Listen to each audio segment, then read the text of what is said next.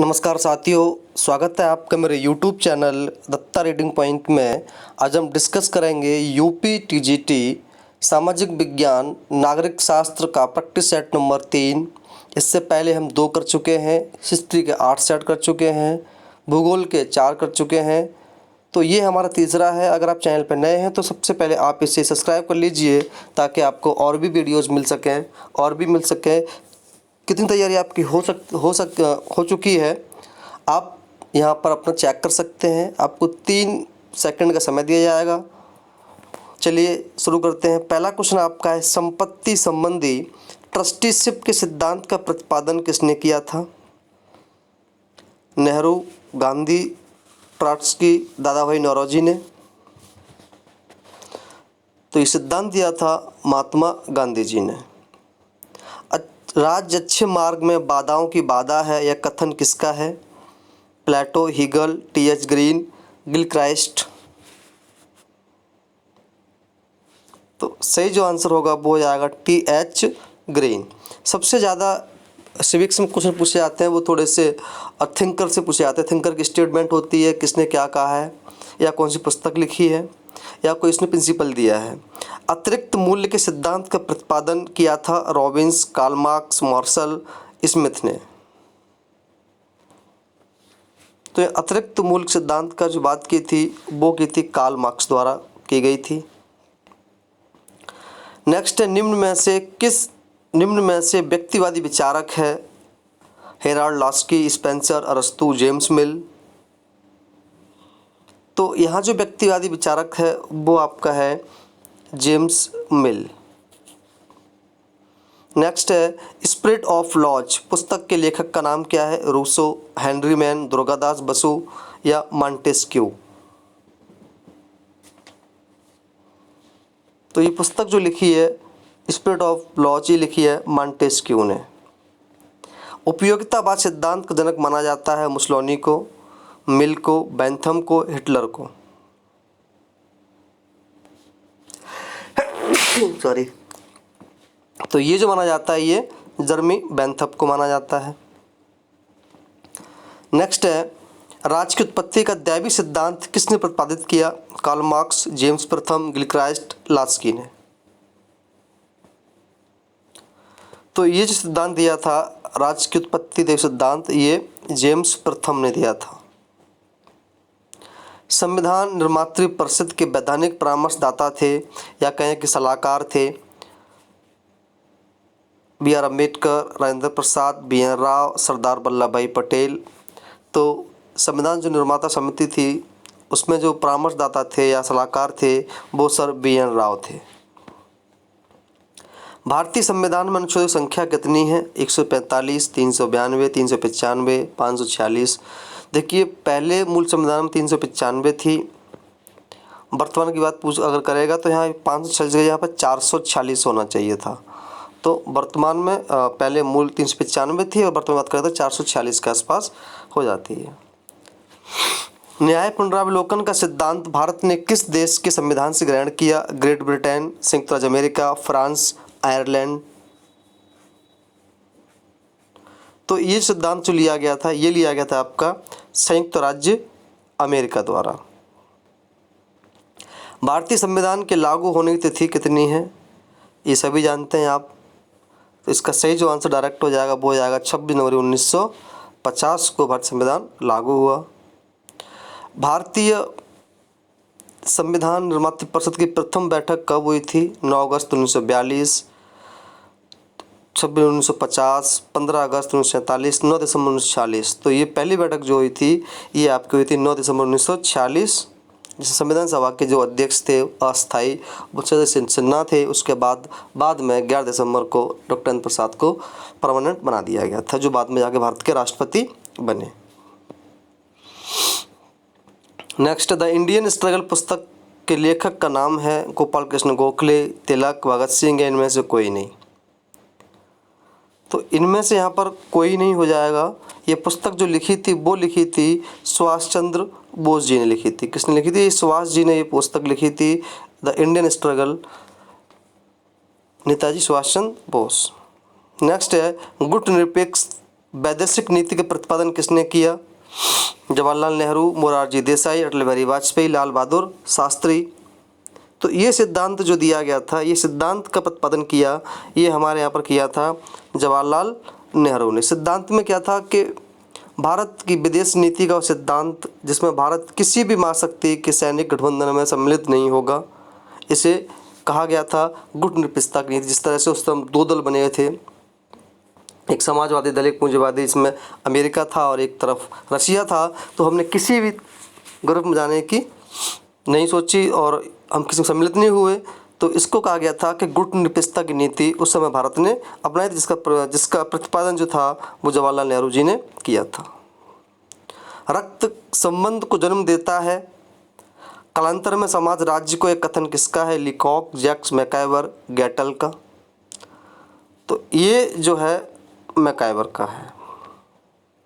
संघीय कार्यपालिका उत्तरदायी होती है राष्ट्रपति के प्रति, प्रधानमंत्री के प्रति, राज्यसभा के प्रति, लोकसभा के प्रति। आप सभी जानते हैं कि जो कार्यपालिका होती है वो लोकसभा के प्रति उत्तरदायी होती है। भारत के राष्ट्रपति संविधान के किस अनुच्छेद के अंतर्गत मंत्रिमंडल की सलाह मानने को बाध्य है? तो आर्टिकल 74, 74वां जो आर्टिकल है, इसके माध्यम से, यानी कि वो सारी बातें उसकी मानने के लिए बाध्य है। मंत्रिमंडल के कहने पर ही वो कुछ काम कर सकता है, कोई विधेयक पास कर सकता है। जब तक यहाँ से रिकमेंडेशन नहीं जाएगी तब तक वहाँ से वो नहीं कर पाता है। भारत का उपराष्ट्रपति चुना जाता है राष्ट्रपति द्वारा, राज्य विधानसभा सदस्यों द्वारा, राज्यसभा सदस्यों द्वारा, लोकसभा तथा राज्यसभा के सदस्यों द्वारा। तो यहाँ चुनाव होता है राष्ट्रपति उपराष्ट्रपति का, वो लोकसभा तथा राज्यसभा के सदस्य होते हैं, उनके माध्यम से उसका चुनाव किया जाता है। भारतीय संविधान में राष्ट्रपति को कितने प्रकार की आपातकालीन शक्तियाँ दी गई हैं? 4, 2, 3, 7।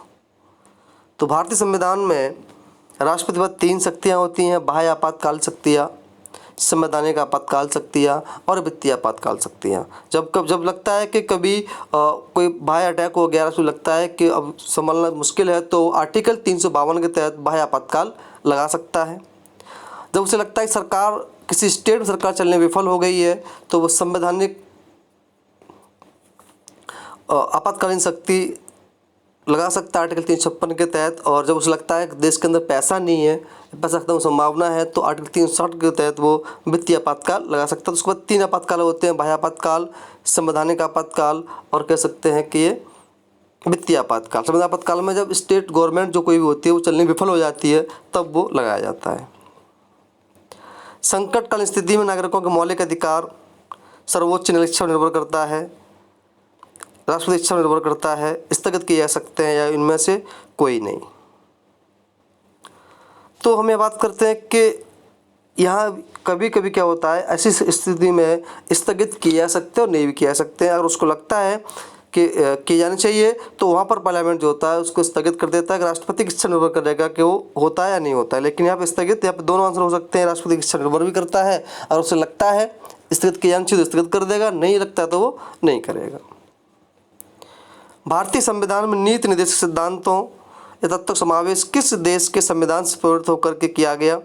सोवियत, रूस, अमेरिका, आयरलैंड, ब्रिटेन। सभी जानते हैं, तो इसका सही आंसर हो जाएगा आयरलैंड। स्वतंत्र भारत के प्रथम कानून मंत्री थे मेहरचंद महाजन, हिदायतुल्लाह, जाकिर हुसैन, इनमें से कोई नहीं। तो यहाँ पर सही जो आपका आंसर हो जाएगा इनमें से कोई नहीं, यानी कि स्वतंत्र भारत के प्रथम कानून मंत्री थे वो थे डॉक्टर भीमराव अंबेडकर। कौन थे? डॉक्टर भीमराव अंबेडकर स्वतंत्र भारत के पहले कानून मंत्री थे।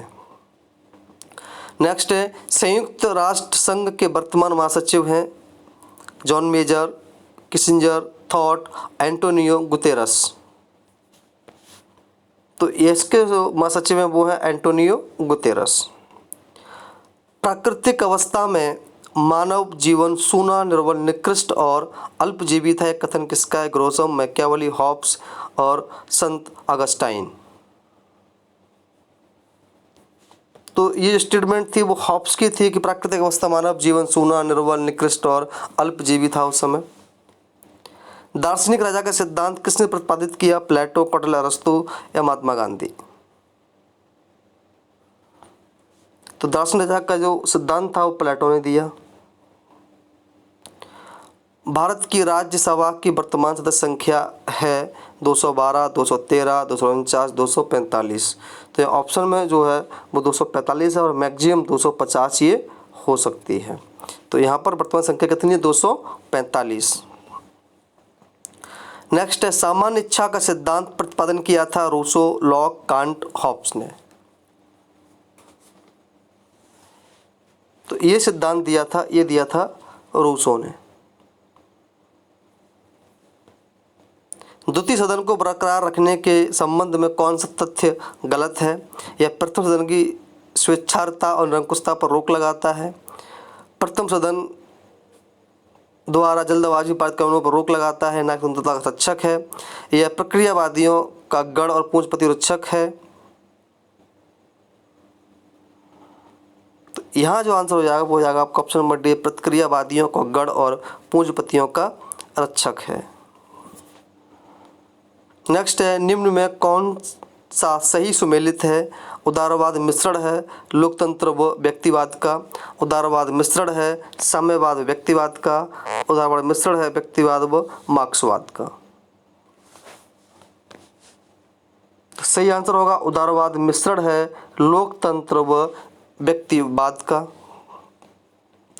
आधुनिक राजनीति सिद्धांत के प्रमुख समर्थक हैं Charles Merriam, Harold Lasswell, Davis Easton या सभी।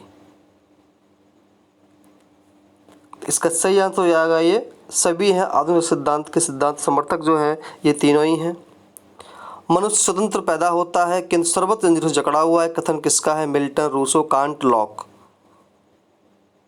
तो एक कथन जो दिया था ये दिया था रूसो ने। नेक्स्ट है, अंतर्राष्ट्रीय न्यायालय स्थित है न्यूयॉर्क, पेरिस, वॉशिंगटन, हेग में। तो ये स्थित है आपका अंतर्राष्ट्रीय न्यायालय हेग में स्थित है, नीदरलैंड में। संयुक्त राष्ट्र संघ की सुरक्षा परिषद में स्थित सदस्यों की कुल संख्या कितनी है? 5, 15, 12, 7। यानी कि यहाँ संख्या जो होती है वो होती है स्थायी जो होती है वो होती है 5 और अस्थायी 10। कुल मिलाकर के 15 मेंबर होते हैं। तो यहाँ पे सही आंसर हो जाएगा वो हो जाएगा आपका 5 स्थायी। भारतीय संविधान के किस अनुच्छेद का संबंध वित्त विधेयक से है? 260 का, 355, 365, 109। तो यहाँ जो सही आंसर होगा वो हो जाएगा आपका 109 से धन विधेयक का संबंध मिलता है। लोकतांत्रिक विकेंद्रीकृत से तात्पर्य है पंचायती राज की स्थापना, राज्यों के पक्ष में अधिक आर्थिक विकेंद्रीकरण, नौकरशाही संरचना में शक्तियों का विकेंद्रीकरण, सरकार के 3 अंगों में शक्तियों का बंटवारा। तो यहाँ जो बात की जा रही है वो की जा रही है विकेंद्रीकरण की, यानी कि जब तक सत्ता का बंटवारा नहीं हो जाएगा, जब तक निचली स्तर सत्ता नहीं पहुँचेगी तब तक इसको विकेंद्रीकरण नहीं माना जाएगा। तो इसका सही आंसर हो जाएगा पंचायत राज की स्थापना करके शक्तियों को बंटवारा कर देना या बिल्कुल ग्राउंड लेवल पर इसको पहुँचा देना। सामुदायिक विकास कार्यक्रम का आरंभ किया गया था 50, 52, 51, 53 में। तो ये किया गया था 1952 में समुदाय विकास कार्यक्रम का। अगर कोई क्वेश्चन बाई मिस्टेक गलत हो जाता है तो आप उसे कमेंट बॉक्स में ज़रूर बताएं। धर्मनिरपेक्षता से तात्पर्य है धर्म की राजनीति से पृथकता, स्वतंत्र धर्म की स्वतंत्रता, राज्य का कोई धर्म नहीं होता, धार्मिक समानता। तो यहाँ जो बात की जा रही है कि राज्य का कोई धर्म नहीं होता है। अगर हम बात करें कि धर्मनिरपेक्षता का अर्थ जो होता है कि किसी राज्य किसी भी धर्म को राज्य का सरकारी धर्म नहीं बताएगा, सभी धर्मों का समान संरक्षण या सम्मान करेगा। कोई भी व्यक्ति किसी भी धर्म को मान सकता है, कुछ पर कोई दबाव नहीं होगा। यानी कि ऐसे राज्य को हम कह सकते हैं धर्मनिरपेक्ष राज्य, जो कि सरकार का कोई उसमें समर्थन नहीं होगा, वो सभी धर्मों को सम्मान से और समान रूप से देखेगी। राष्ट्रीय पार्टी श्रेणी प्राप्त करने के लिए किसी भारतीय राजनीतिक पार्टी को कम से कम कितने राज्यों में से मतों के आधार पर मान्यता प्राप्त की जाती है? 3, 5, 6, 4। तो यहाँ सही आंसर हो जाएगा कम से कम 4 राज्यों में मत प्राप्त होने चाहिए, तभी वो राष्ट्रीय पार्टी बन सकती है। केंद्र राज्य के मध्य शक्तियों का बंटवारा संविधान के किस अनुसूची में दिया गया है? 5वीं, 10वीं, 12वीं, सातवीं। तो यहाँ जो शक्ति के बंटवारे की बात की गई है वो सातवीं सूची में की गई है। भारत में सर्वोच्च न्यायालय के न्यायाधीशों की कुल संख्या मुख्य न्यायाधीश को सम्मिलित करके कितनी निश्चित की गई है? 15, 28, 18, 31। तो यहाँ जो की गई है वो की गई है कितनी? 31। भारतीय संविधान के किस अनुच्छेद में संविधान संशोधन की प्रक्रिया उल्लेख है? कौन से आर्टिकल में इसकी बात की गई है कि हम इसको संविधान संशोधन कर सकते हैं? 352, 370, 382, 368। तो ये जो ली गई है वो हो गया है आपका आर्टिकल 368, जो साउथ अफ्रीका से इसको लिया गया है आर्टिकल 368, ताकि उसमें संविधान संशोधन किया जा सकता है। निम्न में से कौन सा युग्म सही सुमेलित नहीं है? भारत संघात्मक है, ऑस्ट्रेलिया संघात्मक है, अमेरिका संघात्मक है, ब्रिटेन संघात्मक है। तो यहाँ जो सही नहीं है वो आपका ऑप्शन नंबर डी, ब्रिटेन में जो सरकार है वो एकात्मक सरकार है, यहाँ के संघात्मक नहीं है। कौन सी है? एकात्मक सरकार है।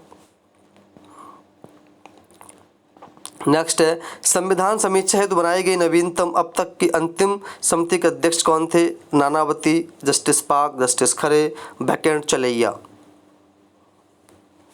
तो यह है जस्टिस बैकेंड चलैया। लक्षद्वीप की राजधानी का नाम है ईटानगर, एंजेल, पोर्ट ब्लेयर या इनमें से कोई नहीं। तो यहाँ आंसर हो जाएगा इनमें से कोई नहीं, क्योंकि इसकी राजधानी लक्षद्वीप राजधानी वो है कवरावती। कौन सी? कवरावती इसकी राजधानी है। तो यहाँ पर ऑप्शन नहीं है कोई, तो इसमें इनमें से कोई नहीं। लोकपाल विधेयक बिल सर्वप्रथम लोकसभा में पारित हुआ 1986 में, 1989 में, 1969 में, 1990 में। तो ये जो पास हुआ था ये हुआ था 1969 में। नेक्स्ट है, प्रजातंत्र समाजवाद की अवधारणा को किसने विकसित किया था? कार्ल मार्क्स, लोहिया, राम मनोहर राय, जवाहरलाल नेहरू। तो ये नेहरू द्वारा विकसित किया गया। लोकतंत्र की सफलता के लिए कौन सी दलीय प्रणाली सर्वाधिक उपयुक्त है? एक दलीय, दो दलीय, बहुदलीय, दल विहीन। तो अधिक सफल बनाने के लिए यहाँ पर दो दलीय प्रणाली होनी चाहिए, जो सबसे सर्वाधिक बेहतर होती है। संयुक्त राष्ट्र संघ का सचिवालय स्थित है वाशिंगटन डीसी में, लंदन में, पेरिस में, न्यूयॉर्क में। ये जो स्थित है वो न्यूयॉर्क में स्थित है।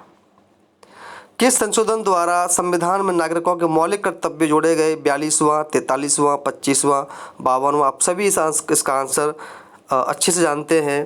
तो इसका सही जो आंसर हो जाएगा वो हो जाएगा आपका 42वें संविधान संशोधन द्वारा भारत के नागरिकों को मौलिक कर्तव्यों की व्यवस्था की गई थी, जो कि रूस से लिए गए थे सरदार सरोवर सिंह की रिकमेंडेशन पर, समिति के द्वारा। किस संशोधन द्वारा भारत संविधान के संपत्ति का अधिकार मौलिक अधिकार श्रेणी से हटा दिया गया? 42वां, 44वां, 43वां, 46वां। इसे भी आप अच्छे से जानते हैं। तो ये जो है सही आंसर हो जाएगा आपका 44 या 44 संशोधन द्वारा संपत्ति अधिकार को हटा लिया गया। भारतीय संविधान के अनुच्छेद 356 का क्या महत्व है?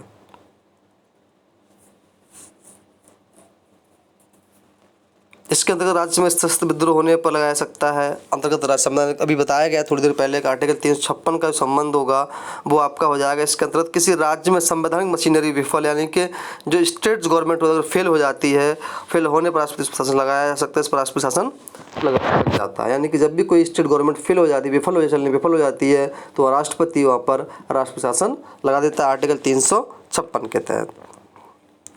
किस संवैधानिक संशोधन द्वारा भारत में पंचायती राज व्यवस्था को लागू किया गया? 72वां, 74वां, 75वां, 73वां।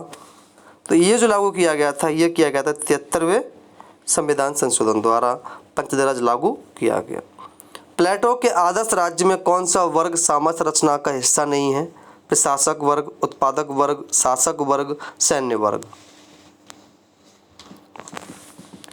तो इसका सही जो आंसर हो जाएगा वो आपका हो जाएगा प्रशासक वर्ग। वो कहता है प्लेटो केवल 3 वर्गों को मानता है, शासक वर्ग जिसमें प्रशासक वर्ग सम्मिलित होते हैं, सैन्य या रक्षक वर्ग, उत्पादक वर्ग को आदर्श राज्य में सामाजिक संरचना में सम्मिलित किया गया है। तो यह प्रशासक वर्ग की बात नहीं की गई है।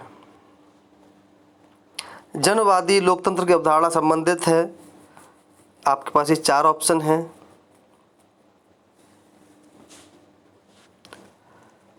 तो सही आंसर हो जाएगा ऑप्शन नंबर ए, लोकतंत्र की मार्क्सवादी अवधारणा का संबंध।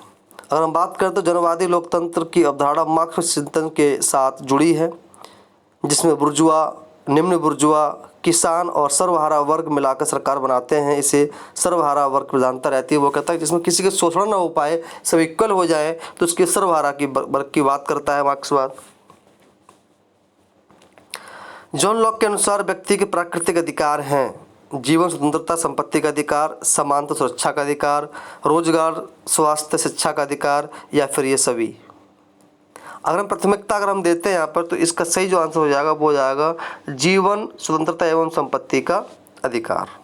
इसके अंतर्गत सारे अधिकार आ जाएंगे जो प्रकृति द्वारा मिले गए हैं। भारत की प्रथम पंचवर्षीय योजना का कार्यकाल था 56 47 से 52, 56 से 61, 52 से 57। तो इसका जो कार्यकाल था वो था 51 से 56, पहली पंचवर्षीय योजना का। मंडल आयोग गठित किया गया था 1953 में, 82 में, 79 में या 80 में। तो इसका जो गठन हुआ था ये आपका हुआ था 1980 में। अगर हम बात करते तो 20 सितंबर 1978 को बिहार के पूर्व मुख्यमंत्री बीपी मंडल की अध्यक्षता में दूसरा पिछड़ी जाति आयोग सरकार द्वारा गठित किया गया था, जिसे 31 दिसंबर 1980 को अपनी रिपोर्ट राष्ट्रपति को दी थी। हालांकि रिकमेंडेशन 79 तक आ गई थी। संघ लोक सेवा आयोग के सदस्यों की नियुक्ति की जाती है गृह मंत्री द्वारा, राष्ट्रपति द्वारा, लोक सेवा आयोग के अध्यक्ष द्वारा या प्रधानमंत्री द्वारा। तो यहाँ सही जो आंसर होगा वो आएगा राष्ट्रपति द्वारा, क्योंकि जितनी भी नियुक्ति की जाती है भारत के अंदर सारी नियुक्तियाँ राष्ट्रपति द्वारा की जाती हैं। केवल 3 लोग को छोड़कर के लोकसभा का अध्यक्ष, सीएम और भारत का उपराष्ट्रपति, इनको छोड़कर सभी की नियुक्ति राष्ट्रपति द्वारा ही की जाती है। नीति आयोग का अध्यक्ष कौन होता है? प्रधानमंत्री, उपराष्ट्रपति, वित्त मंत्री, आप सभी जानते हैं। इसका जो आंसर होगा वो आपको हो जाएगा प्रधानमंत्री, यानी कि योजना आयोग, पहले इसका नाम पहले योजना आयोग था, अब नीति आयोग हो गया। तो नीति आयोग का अध्यक्ष होता है वो प्रधानमंत्री ही होता है। गुट निरपेक्ष आंदोलन संस्थापक थे नेल्सन मंडेला, इंदिरा गांधी, हावर या मार्शल टीटो। तो इसके जो संस्थापक थे वो थे option number C, Marshall Tito, यानी कि भारत के जवाहरलाल नेहरू, मिस्र के नासिर तथा यूगोस्लाविया के मार्शल टीटो गुट निरपेक्ष आंदोलन के प्रमुख नेता थे। गुट निरपेक्ष आंदोलन का पहला शिखर सम्मेलन 1961 में बेलग्रेड में हुआ था। भारत के प्रथम उप प्रधानमंत्री थे डॉक्टर जाकिर हुसैन, सरदार पटेल, अडवाणी, मोरारजी देसाई, सभी आप जानते हैं। तो सही जो आंसर होगा वो हो जाएगा आपका सरदार पटेल। नेक्स्ट है राज्य के नीति निर्देशक सिद्धांत। तो ऐसा चेक है जिसका भुगतान बैंक की इच्छा पर निर्भर करता है। कथन किसका है? केटी शाह, डीडी बसु, जेनिंग्स या सुभाष कश्यप। तो इसका सही जो आंसर है वो आपको हो जाएगा केटी शाह। तो दोस्तों ये था आपका प्रैक्टिस सेट नंबर 3 नागरिक शास्त्र का। अगर आपको वीडियो अच्छी लगी तो आप इसे लाइक करें और दोस्तों में शेयर करें। धन्यवाद।